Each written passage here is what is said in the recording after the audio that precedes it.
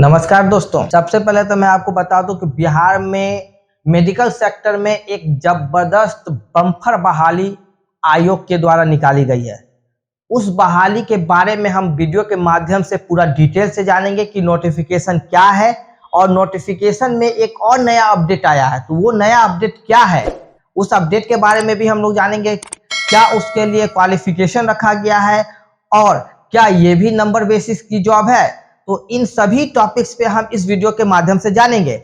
सबसे पहले हम आपको एक चीज बता दूं कि मेडिकल सेक्टर में लगभग 1539 पदों पर फार्मासिस्ट की एक बम्पर बहाली निकाली गई है। और वो बहाली किसके द्वारा निकाली गई है, तो बिहार तकनीकी सेवा आयोग के द्वारा ये एक बम्पर बहाली निकाली गई है। उस बहाली के बारे में हम लोग यहाँ पर डिस्कस करने जा रहे हैं। यानी कि फार्मासिस्ट के लिए जो कि लेवल 5 का इनके लिए सैलरी रखा गया है, इसके लिए जो एक लेटेस्ट अपडेट मेरे पास है, वो लेटेस्ट अपडेट मैं आपको यहाँ पर बताने जा रहा हूँ। सबसे पहले तो आप ये जान जाइए कि लेटेस्ट अपडेट क्या है। अपडेट के बारे में हम लोग यहाँ पर इस वीडियो यहाँ पर जैसे हम लोग बिहार तकनीकी सेवा आयोग के ऑफिशियल साइट पे विजिट करते हैं, तो इस ऑफिशियल साइट पे विजिट करने के बाद आप देख सकते हैं कि ये नोटिस बोर्ड है। इस नोटिस बोर्ड में यहाँ पर डिफरेंट जो टाइप्स के जो भी नोटिफिकेशंस है, वो नोटिस यहाँ पर डिस्प्ले हो रहा है। आप देख सकते हैं कि यहाँ पर जो लेटेस्ट अपडेट है वो आपको फार्मासिस्ट को लेके, इस अपडेट के बारे में भी हम लोग डिस्कस करेंगे और हम लोग इस अपडेट के बारे में भी डिस्कस करेंगे जो ये नोटिस है। आप यहाँ पर देख सकते हैं ये फार्मासिस्ट की परमानेंट बहाली है और बिहार में काफी दिनों के बाद फार्मासिस्ट की वैकेंसी आई है। तो आप यहाँ पर देखिए, यहाँ पर क्या है, लगभग आपको 1539 पदों पर फार्मासिस्ट की बहाली निकाली गई है। ये बात आपको क्लियर है। और ये फॉर्म जो है आप देख सकते हैं 15/4/2023 से 4/5/2023 तक फॉर्म भरने का डेट रखा गया है। और मैं आपको बता दूं इस डेट को अब चेंज कर दिया गया है। ये डेट में अभी 15 दिन और जोड़ दिया गया, यानी कि नया जो अपडेट आया है वो 19 मई 2023 तक आप लोग फॉर्म भर सकते हैं। तो नया डेट क्यों आ गया, क्योंकि अभी तो 4 मई आया, 4 मई का फिर से सरकार ने आयोग ने 15 दिन का डेट क्यों बढ़ा दिया, इन सभी टॉपिक्स पे हम यहाँ पर डिस्कस करेंगे। आपको बता दें कि जैसे ही फॉर्म का लास्ट डेट हुआ, आयोग ने 15 दिन का डेट बढ़ा दिया। तो यहाँ पर आप सबसे पहले तो नोटिफिकेशन को एक बार देख लीजिए क्या है। यहाँ पर मांगा जा रहा है कि 10+2 आपका साइंस के साथ होना चाहिए और इसके अलावे आपका डिप्लोमा इन फार्मेसी होना चाहिए, यानी कि डिप्लोमा फार्मासिस्ट से आपका डिप्लोमा का कोर्स होना चाहिए। बहुत सारे विश्वविद्यालय या कॉलेज 2 साल का कराते हैं, बहुत सारे 3 साल का कराते हैं, लेकिन आपको जैसा भी वहां पर कराते हैं 2 वर्षीय या 3 वर्षीय, दोनों लोग यहाँ पर लोग वैलिड होंगे। और इसके अलावे बिहार सरकार में जो फार्मासिस्ट काउंसलिंग है उसमें आपका रजिस्ट्रेशन होना चाहिए। आप सबसे बड़ा प्रश्नवाचक चिन्ह यहाँ पर यही खड़ा हो रहा है, क्योंकि काफी दिनों से आपको पता है कि बिहार में रजिस्ट्रेशन नहीं हो रहा था। हाईकोर्ट के कारण, हाईकोर्ट का एक आदेश आया तो उस कारण से रजिस्ट्रेशन रुका हुआ था, लेकिन अब रजिस्ट्रेशन शुरू हो गया है। और इस कारण से अब जो रजिस्ट्रेशन शुरू हुआ, तो इस कारण से सरकार ने क्या किया, आयोग ने क्या किया, 4 मई का जो डेट था, क्योंकि तब तक तो बहुत कम एप्लीकेशन किया, क्योंकि रजिस्ट्रेशन में डिले हो रहा था, रजिस्ट्रेशन काफी दिनों से बंद था।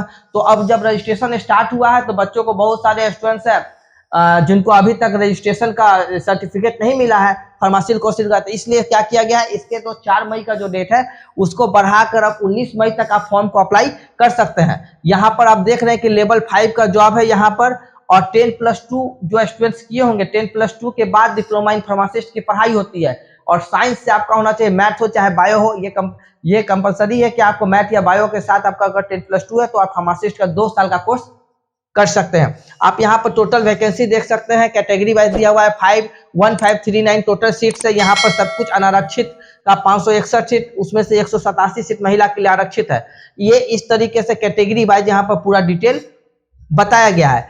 अब आप यहाँ पर एक चीज और देख सकते हैं कि इसमें जो इंपॉर्टेंट पॉइंट है, कुछ स्टूडेंट्स का बोलना था कि सर चयन कैसे होगा, सिलेक्शन कैसे होगा।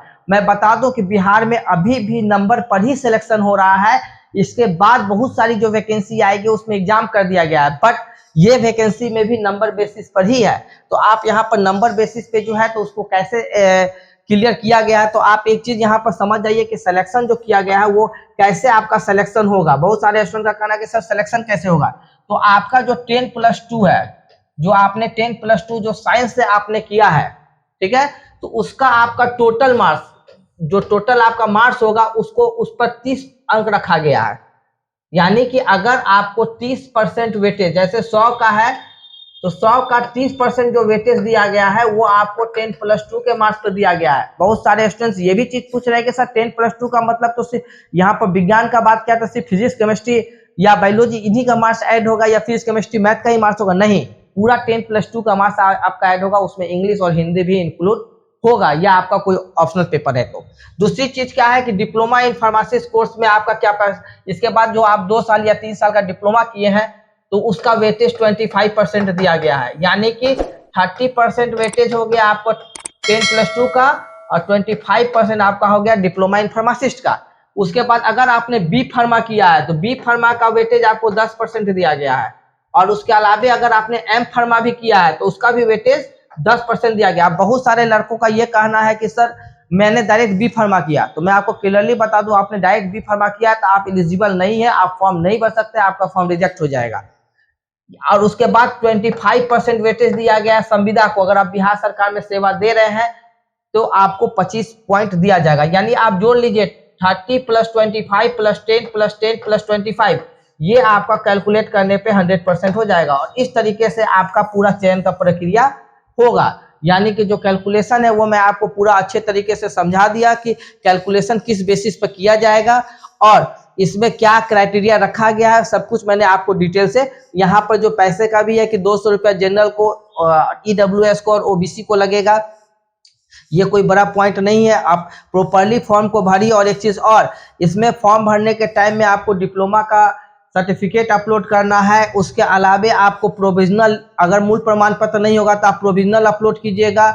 और एक चीज, इसमें सभी सेमेस्टर, सभी ईयर के मार्कशीट को आप प्रॉपर्ली अपलोड कीजिएगा। और साथ में एक बात और याद रखिएगा कि आप सर्टिफिकेट जो आपको मिला है फार्मासिस्ट का, चाहे वो प्रोविजनल सर्टिफिकेट हो या मूल प्रमाण पत्र, उसको सर्टिफिकेट के जगह पर अपलोड कीजिएगा और जो रजिस्ट्रेशन आपका हुआ है उसको रजिस्ट्रेशन के जगह पर कीजिएगा। ऐसा ना हो कि दोनों जगह पर सर्टिफिकेट को ही अपलोड कर दीजिएगा, ये बात याद रखिएगा। क्योंकि ANM में बहुत सारे स्टूडेंट्स ने क्या किया था कि जो सर्टिफिकेट था, उस सर्टिफिकेट, जो प्रोविजनल सर्टिफिकेट या मूल प्रमाण पत्र था, उसको रजिस्ट्रेशन के सर्टिफिकेट पर भी अपलोड कर दिया था। ऐसी गलती आप लोग बिल्कुल मत कीजिएगा। अगर आप साइबर कैफे जाकर फॉर्म भरते हैं तो एक बार व्यू मोड में जाके जरूर आप देख लीजिएगा कि आपका रजिस्ट्रेशन के जगह पर रजिस्ट्रेशन सर्टिफिकेट ही, जो फार्मासिस्ट का रजिस्ट्रेशन हुआ है, वो अपलोड है या नहीं है, वो प्रॉपर्ली क्लियर दिख रहा है या नहीं दिख रहा है।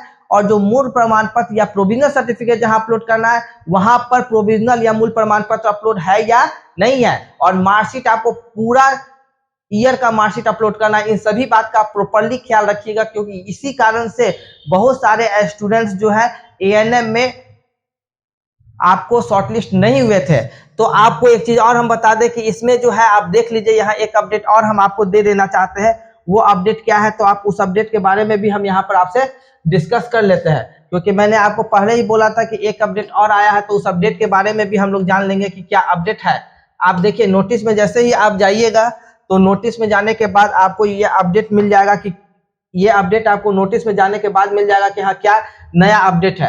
नया अपडेट आप देख लीजिए यहाँ पर, जैसे कि यहाँ पर आप देखिए, यहाँ पर जो ऑप्शन आ रहा है, अभी जितनी भी अपडेट्स है ये आप नोटिस में जब जाइएगा तो नोटिस में आपको शो करेगा।